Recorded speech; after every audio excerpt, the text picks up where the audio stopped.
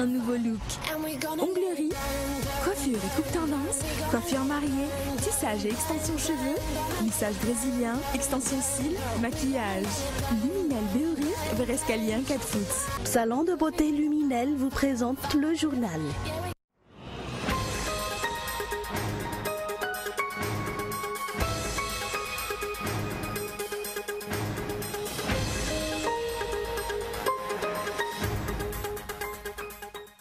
Les nouveaux maires élus sont prêts à œuvrer pour le développement de leurs communes respectives et ils l'ont fait savoir ce jour au Palais d'État d'Yavlou où s'est tenue leur première rencontre avec le président de la République.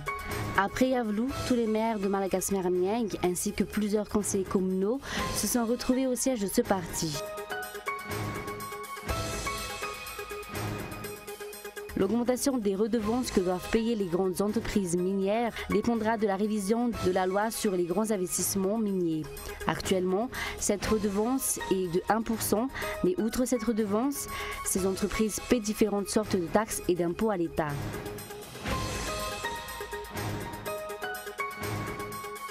Le Conseil européen débouche sur un accord de principe entre l'Europe et la Turquie. L'Union européenne devrait porter de 1 à 3 milliards d'euros la somme qu'elle apporte à Ankara pour maintenir des réfugiés sur son sol. Rappelons que plus de 600 000 personnes ont rejoint le vieux continent depuis janvier.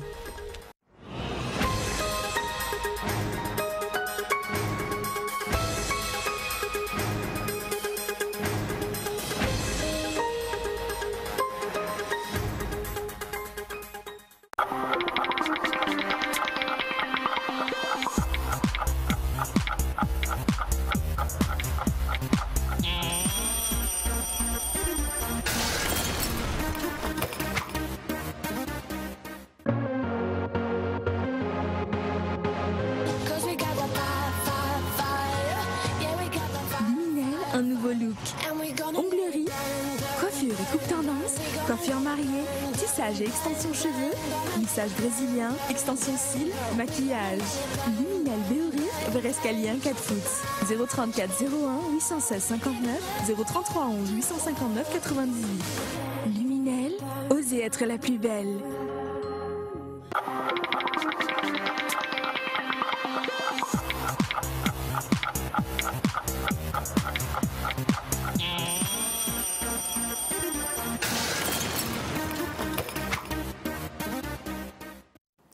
Bonsoir à tous et bienvenue dans ce journal sur Cool TV. Commençons avec la page politique. Les nouveaux maires élus sont prêts à œuvrer pour le développement de leurs communes respectives et ils l'ont fait savoir ce jour au Palais d'État d'Yavlou. S'est tenue leur première rencontre avec le président de la République. Cependant, les moyens font défaut pour la majorité des communes, notamment celles qui viennent d'être créées. Elles doivent être en effet fonctionner avec leurs propres fonds depuis que l'État n'est plus versé de subventions. Les maires n'ont pas hésité à les réclamer lors de cette rencontre à Yavlou, mais ils n'ont pas obtenu de réponse favorable. Reportage de Zoura Kotendine. Tous ces maires fraîchement élus sont impatients de réaliser les promesses qu'ils ont faites à leurs électeurs respectifs. Ils étaient nombreux à répondre à l'invitation du président de la République. Ainsi, la quasi-totalité des maires se sont retrouvés à Yavlou ce jour. Et dans leur discours, ils n'y sont pas allés par 4 chemins, en réclamant par exemple les subventions, lesquelles ont été suspendues par l'État plus d'une année maintenant. Nous souhaitons que le versement des subventions ne connaisse plus de retard. Nous souhaitons également l'appui des structures comme le FDL, l'INDDL et beaucoup d'autres encore, car le défi est le développement des communes. Ainsi, ces nouveaux élus attendent des moyens afin de pouvoir travailler, mais apparemment, le président de la République n'a pas de réponse immédiate à leur fournir. Et il n'a d'ailleurs pas défini quand exactement les subventions vont être versées aux communes. Le président qui a plutôt opté pour un discours politique en incitant les nouveaux élus à tendre la main au régime et à collaborer ensemble. Et Razonarman Pian s'est également réjoui de la majorité que le parti au pouvoir a obtenue durant les dernières élections.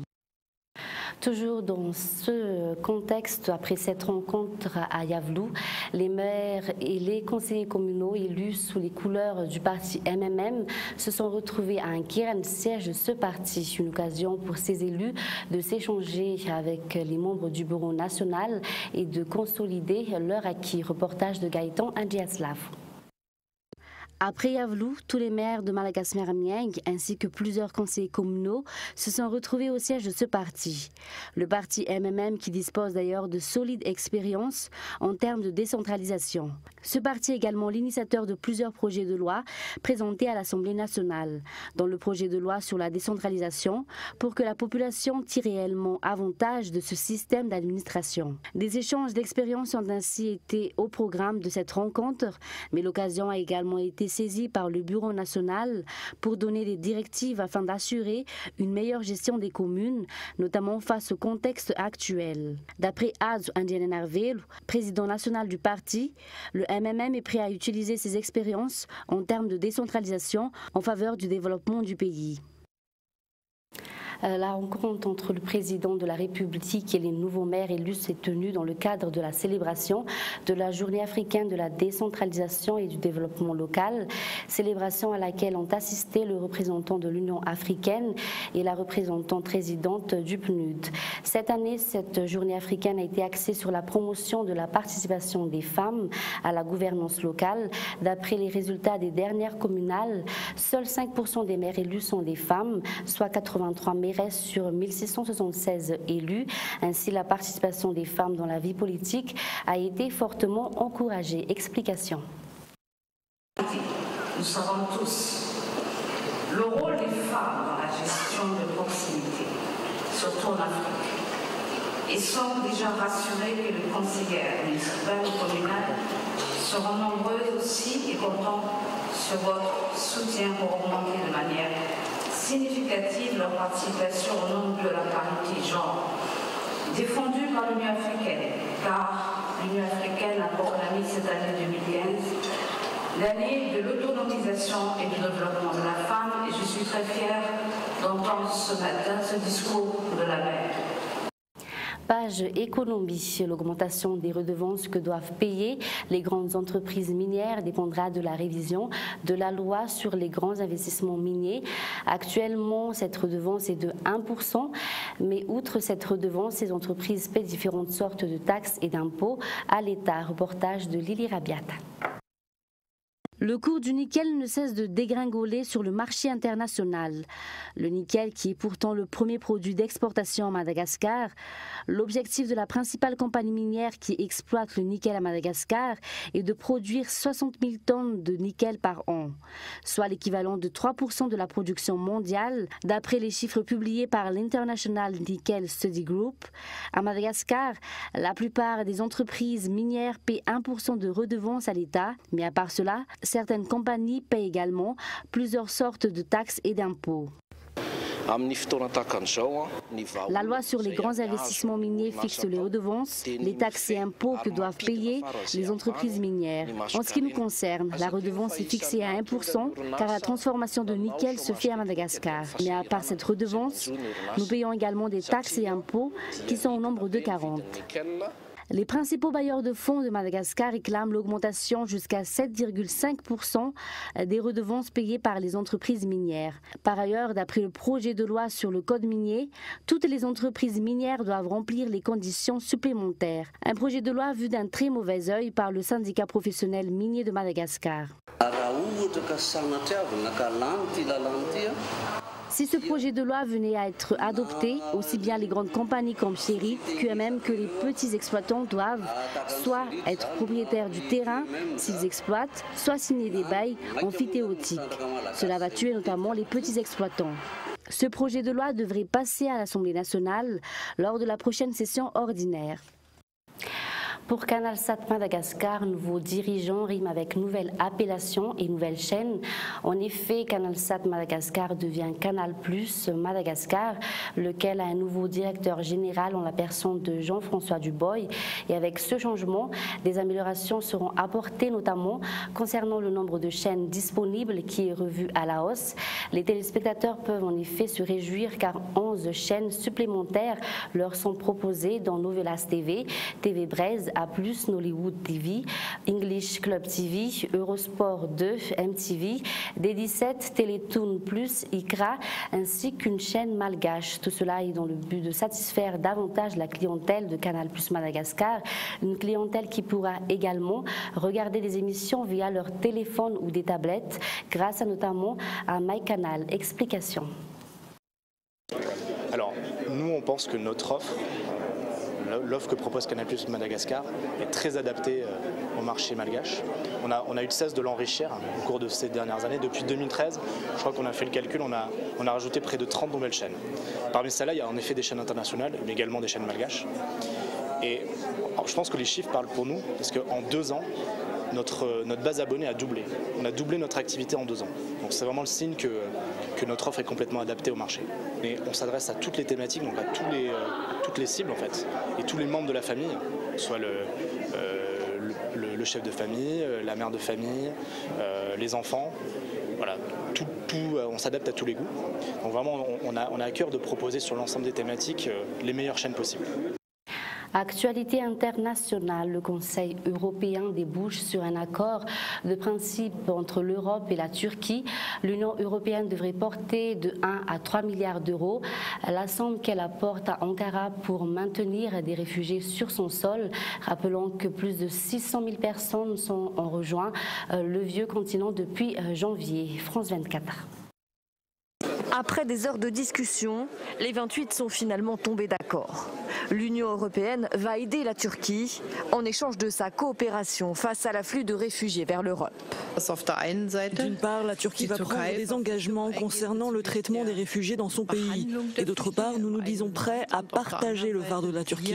Car la Turquie, aux portes de l'Union européenne, a endossé la responsabilité pour plus de 2 millions de réfugiés, et cela depuis plusieurs années. Partager le fardeau pour l'Union européenne, cela veut dire aider financièrement la Turquie à garder ses réfugiés sur son sol. L'UE serait prête à débourser jusqu'à 3 milliards d'euros. En échange, la Turquie doit accueillir davantage de réfugiés.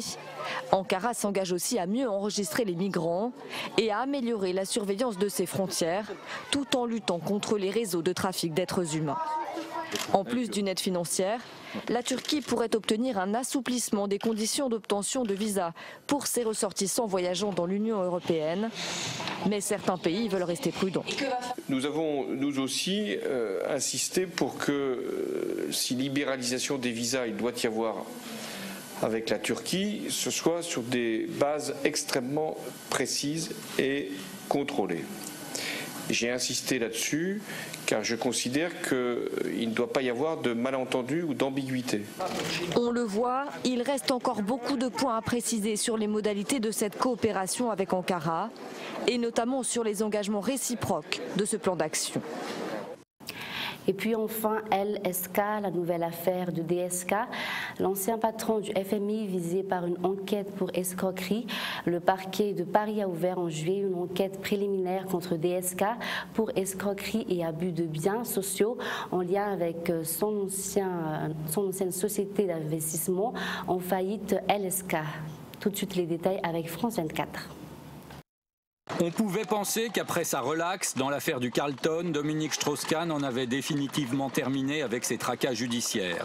Mais le voilà rattrapé par la faillite de LSK, la société d'investissement qu'il avait créée avec Thierry Lehne, un homme d'affaires franco-israélien. Thierry Lehne s'est suicidé l'an dernier en se jetant du 23e étage de cette tour de Tel Aviv où il habitait. Quelques jours plus tard, le fonds d'investissement créé par les deux associés a été déclaré en faillite avec une ardoise de 100 millions d'euros. Pour une ancienne salariée, la faillite de LSK, dont le siège se trouvait au Luxembourg, pourrait être frauduleuse. J'ai déjà pu dire, parmi d'autres personnes, qu'on ne voulait pas finir en prison à se voir apporter des oranges. À la fin, on en avait vraiment peur, en fait. Depuis le décès de Thierry Lehne et la faillite de LSK, Dominique Strauss-Kahn se trouve donc en première ligne pour rendre des comptes aux actionnaires qui ont perdu beaucoup d'argent dans l'entreprise. 2 d'entre eux ont porté plainte pour escroquerie. Une enquête préliminaire a été ouverte par le parquet de Paris, une procédure considérée comme normale par Jean-Christophe Cambadélis, qui est resté un ami de Dominique Strauss-Kahn.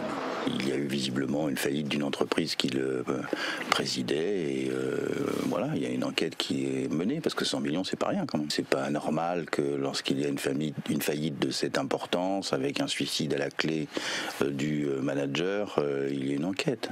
Dominique Strauss-Kahn était bien le président du fonds d'investissement, mais il n'avait pas de rôle opérationnel, assurent ses avocats. Selon eux, l'ancien patron du FMI aurait lui-même été trompé et aurait perdu de l'argent. L'enquête va devoir tenter de comprendre où sont partis les 100 millions d'euros réclamés aujourd'hui par les créanciers. Un bref rappel des titres pour terminer.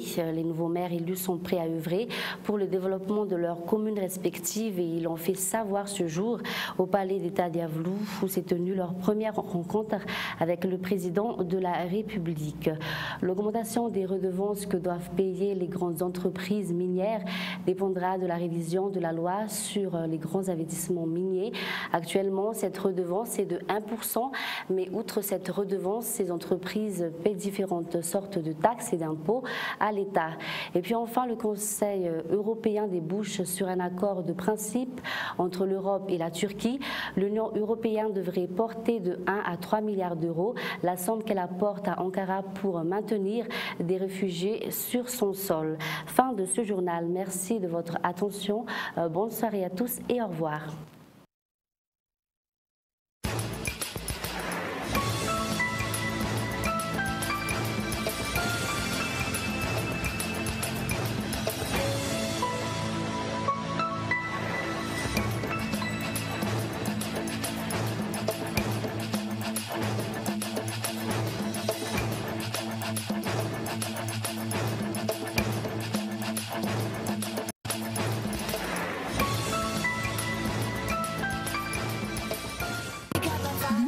Un nouveau look.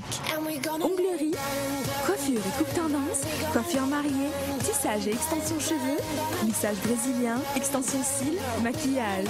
Luminel Béoric, Brescalien 4 foot. Le journal vous a été présenté par Salon de beauté Luminel.